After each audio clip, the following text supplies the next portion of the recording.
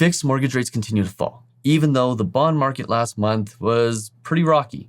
And at some points, it suggested that fixed rates may in fact actually go up. And this was on the heels of different pieces of data that maybe indicated the Bank of Canada may not be lowering interest rates soon. But there's only really one certainty right now with respect to the conversations around interest rates, and that is that it is still pretty much anybody's guess what the Bank of Canada is going to do. But that being said, we do know exactly what's happening with fixed rate mortgages right now, and that is that they are continually getting cheaper as the expectations that the Bank of Canada is going to lower rates start to get higher and higher and greater, and we get closer and closer to what is seemingly lower rates across the board. Now, that being said, as of right now, the median estimate for when the Bank of Canada will lower interest rates is June to July, but that date keeps getting pushed out on a month-to-month basis, and only time will tell. But in this video, we're going to talk about what's going on with fixed rates, because those are coming down, and they are coming down more so because there's more competitiveness in the market from the banks than anything related to what's actually happening with the bond markets and the Bank of Canada and how mortgages are actually priced. And I'm going to get into all those details in just a minute, but before we do me a favor, hit the subscribe button and hit the like button so more people like you can see this video. And if you want to see more videos like this one on Canadian mortgages, on Canadian real estate, and all the things of the latest news, also click that notification bell so you get notified every time there's a brand new video. Oh, and by the way, I was going to adjust all of the pricing on my Mortgage Secrets course, but we just got a little bit too busy to go ahead and do that. So in the next 48 hours, I will be removing the retirement sale of my Secrets to Getting the Lowest Interest Rate course, which is priced right now at $27. And that'll be the last time that you can buy Rate Secrets, at least in the form that it's in, for good. So if you want to get access to that course, and by the way, also get access to the updates that are coming in Rate Secrets 2.0, jump into the link in the description below, get that course. It's the cheapest it will ever be, and it's only going to be there, I promise, for the next 48 hours. After that, that price is gone forever. And that course, by the way, is all about understanding how to get the lowest interest rate, how to negotiate with your bank, how to negotiate with your broker, but also, and more importantly, how to understand the difference between different types of mortgages. Because usually when people are negotiating on rate, they're negotiating on apple to oranges comparisons. And one rate may seem really, really good, but could end up costing you significantly more than a higher rate. And I explain all about that stuff in the actual Rate Secrets course. So go to ratesecrets.ca, grab that. It has super valuable information in it. And by the way, if you end up getting a mortgage with Mortgage 360, I've put a special bonus in that course that gets you more than, well, it used to be more than 10 times your money back. Now it's got to be more than, 50 times your money back, if I'm not mistaken on that. Might be even a little bit more than that. I'm not so good at the math today because my brain isn't really working because I've been going through interest rates all day. But nonetheless, let's jump in and go through what is happening with interest rates. I'm going to take you right in and show you what is happening in the bond market. Now, this graph might look familiar. This is because it's not the current graph. This is the 5-year government bond from last month, February 8th to be exact. It was at 3.65% and seemed to be trending upward slightly. And as you'll see in a second, it did trend up. It trended up. And 5-year bond yields, which are what 5-year fixed mortgages are based off of, got significantly more expensive. But pricing never went up. And there's a reason for that, which I'll get to in a minute. But this is as of today. So as you can see, we're actually lower on the 5-year bond yield. The rates actually went down today because of the expectations that the Bank of Canada is probably not going to make any moves tomorrow, but might make some sort of indication that they're going to start lowering interest rates at some point in the future. But as you can see, in mid-February, this interest rate got up to about 3.75%. Normally when it does that, and we see an increase like we saw from the beginning of February to mid-February, we see interest rate increases, but we didn't see those this month.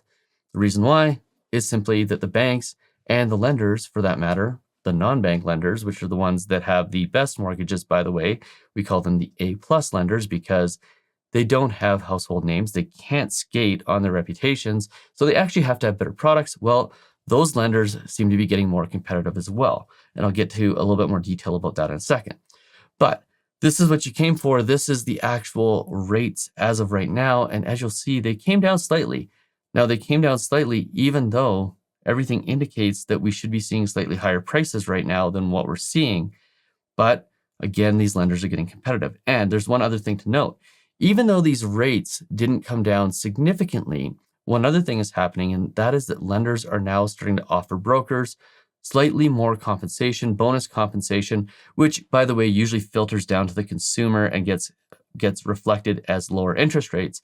But instead of putting lower interest rates on the board, they're actually just saying we're going to add increased compensation for the brokers, and they can do what they like with that.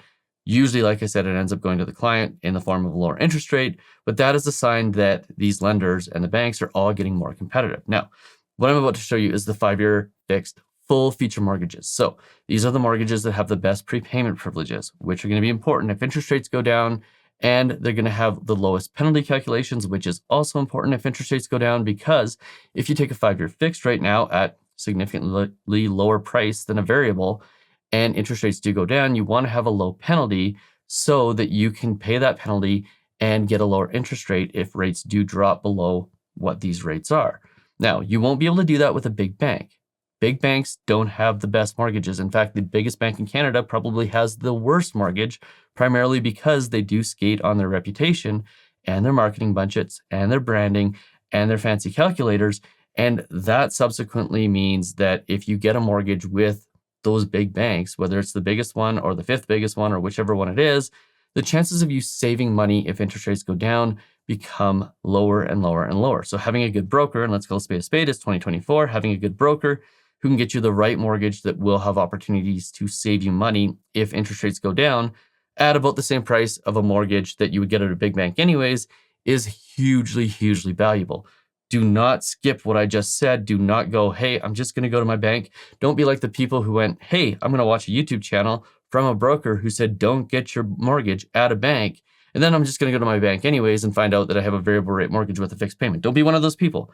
Everyone learned that lesson. You shouldn't have to learn it again. Some people will, but if you're getting a mortgage, get it from a broker with a lender that doesn't have massive penalties on their 5-year fixed mortgages right now. Now, off my soapbox, here's what's happening in the world of interest rates. So as you can see, insured rates came down about 0.1%. By the way, I did this rate sheet just before I started to film. I got another rate sheet from a new lender that lowered interest rates even further.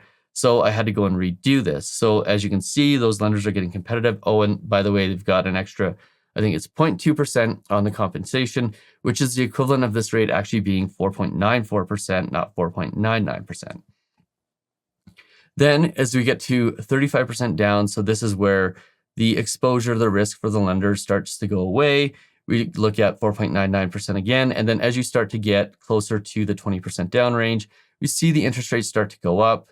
And we're looking at about 5.24% on a full featured mortgage for a mortgage with 20% down. The reason why, when you put 20% down and not 19% down, and that the price is so much higher is again because the 20% down mark is where the lender has the most risk, because this is where they no longer have insurance. And if the market tanks 20% like it did in 2023, well, that's where a lender could start seeing a mortgage that's both uninsured and is greater than the value of the property, and find themselves in a situation where they have a mortgage that a client might actually walk away from and that they're not insured for, which means the bank could lose. So that's why these mortgages are priced higher. And then uninsurable refinances over $1 million, 30-year mortgages. These are all higher risk mortgages. You can see these are priced significantly higher. So if you're buying a property over $1 million, expect to pay more regardless of how much money you're putting down. And by the way, you can't get insurance with $1 million plus property. So yeah, this is the rate you're going to pay, give or take a little bit based on what's going on in the market. Now, moving into the variable rate mortgages, these haven't changed. I suspect that they won't change in the near future. They definitely aren't going to change tomorrow when the Bank of Canada announces its rate. So I'm just going to run through them real quick. Prime minus 0.9, prime minus 0.9, prime minus 0.75, and then looking at uninsured refinances, $1 million plus, you're looking at prime minus 0.25. Now, this is where we get into the discount mortgages. So if you go and you Google best rates on the market, you're going to find a bunch of rate aggregator websites. And this is where buyer needs to beware, because these are discount mortgages. And like everything else in life, you get what you pay for. If you pay significantly less, you're probably getting less features or some sort of catch that comes along with them. And all of these mortgages tend to have different types of catches that come along with them, which may not be a problem, but could be a problem if interest rates go down and you decide, hey, I want to switch to a different lender and save myself $30,000 or $40,000, but they say, hey, no, you had this thing called a bona fide sale clause, which means you can't switch to a different lender. You can't even pay us back unless you sell the house. So just keep making your mortgage payments because you're basically screwed. And I talk about all of this in the Rate Secrets course, so you can go and check that out. Again, it's $27. It's a no-brainer. Like, come on. If you aren't willing to pay that to make sure that you don't put yourself in a position where you won't be able to save $20,000 or $30,000 or $40,000, well, I question whether or not you should be getting a mortgage at all. But nonetheless, I'm going to put these rates out here just so you know what they are. Again, they're typically about 0.2% lower than what a normal full-featured mortgage would be, depending on the size of the mortgage. This could be a Tim Hortons Starbucks. It could be a Tim Hortons cup of coffee. It could be a Starbucks. It could be a really nice glass of wine. It depends on how big the mortgage is, but for the most part, we consume more per week than the difference in the price of these mortgages. So having the lower interest rate is often it's definitely worse, often not worth the price that you pay in order to get it. And then going into variable rates, by the way, you can go back and pause that if you want to see all of them. You can see, again, significantly lower interest rates by about 0.2%, but significantly more risk. The big issue with the variable rate discount mortgages is if you're at a lender that won't allow you to switch to a different lender, well, if you decide you want to lock in at any point, you're pretty much at the mercy of the lender. They will tell you what the lock-in rate is, and then you have two choices. You either lock in at that rate, or you stick with your variable, but you have no negotiating power because you can't leave unless you sell the property, which means you're pretty much screwed. So be very wary of this on variable rate mortgages. And that's it. That is the mortgage landscape for March of 2024. Again, if you want that course, ratesecrets.ca, go and check it out. Also, check out one of these videos right here on what is happening in the real estate and the mortgage market currently. There is lots happening. Oh, and by the way, if you want to see some really good info on data and whatnot, check out the most recent live from where I had Ben Rabideau, who's one of the most well-informed non-bank, non-real estate analysts in the Canadian real estate market. He has no bone to pick with anybody. He has no horse in any race. He just has some of the best data. It is one of the best conversations I've ever had on this channel, so go and check it out.